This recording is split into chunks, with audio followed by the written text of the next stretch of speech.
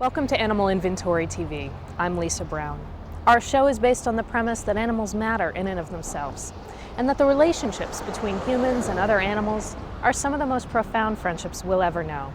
In this episode, we'll add Christine and Kelsey and Zoe to our inventory of the human-animal bond. One morning before work, I was walking Kelsey, and life just totally changed. I was a type A personality. I was taught that I should study hard, succeed, and success meant making a lot of money. I had adopted a dog named Kelsey.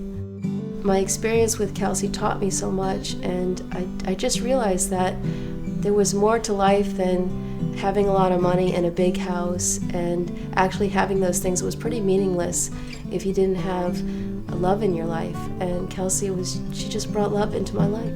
Do you think that if any animal you would have adopted at that point would have brought you to that place, or was there something in particular about Kelsey? Kelsey and I really grew up together in so many ways. I thought that I understood the bond between dogs and people, but Christine and Kelsey had a bond that was far and above anything I had ever seen before. We were struck by two speeding MBTA trains. A woman who lived a couple floors up from in a building right near the accident heard the crash. She rushed down. She found me impaled against the rail, and Kelsey sitting by me. And she had a broken hip. She could barely move, but she was trying to keep close to me. And I was in the ambulance, and miraculously I started breathing again. When I woke up from my first coma weeks later, the first thing I said that I could manage to say was, "How's Kelsey?" It was my first thought. All the impact injuries are along the side of my body, not the front. She pulled on the leash and pulled me from a direct frontal hit from the train. I know Kelsey saved my life. We spent 2 years together in recuperation. I came to a realization during that time that I wasn't here to do what I was doing before. I was here to help animals. Lo and behold, the obvious finally came to me. I should do what I intended to do, which was to become a lawyer, and I should help dogs.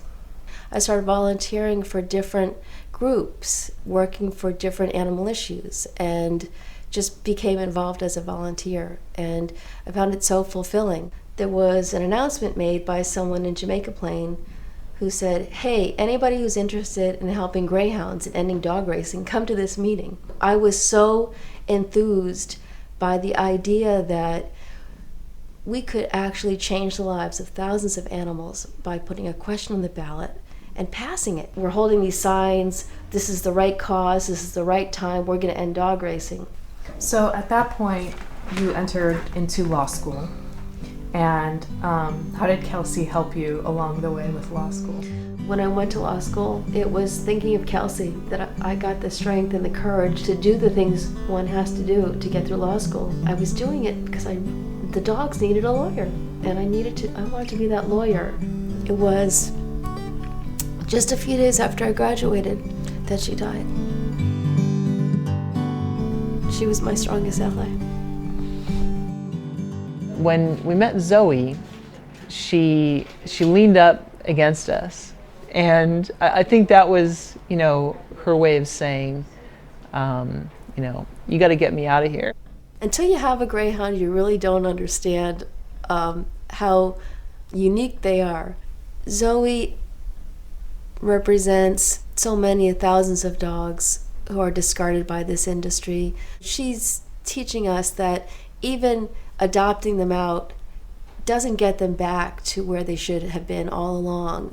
I couldn't even force her to sit up on the couch before. She was so scared of doing anything that she possibly could be punished for. The poor socialization of these dogs is something they live with for the rest of their lives. I'm trying to help Zoe come along. What is the daily life like for a greyhound who's living at a track? These dogs are kept confined in tiny cages which are barely large enough for them to stand up or turn around. 20 hours a day is the average time they spend in the cages. They are fed what is called 4D meat. 4D meat is a USDA classification for the meat of downed, diseased, disabled, and dead livestock. If you look in my dog Zoe's ear, you can see her tattoo numbers, and these designate her racing number with the National Greyhound Association and her birth date. This is how the industry thinks about these dogs, as numbers. I'm sure that a lot of people who go to racing tracks have their own dogs. They have pets. They have animals in their lives that they love. And I wonder where that disconnect is, where they can go home to an animal that they love and yet not see the suffering that they're contributing to when they go to a racetrack.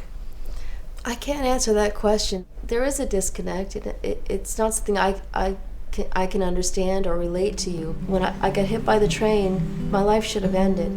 And I consider every day after September 10th, 1992 extra.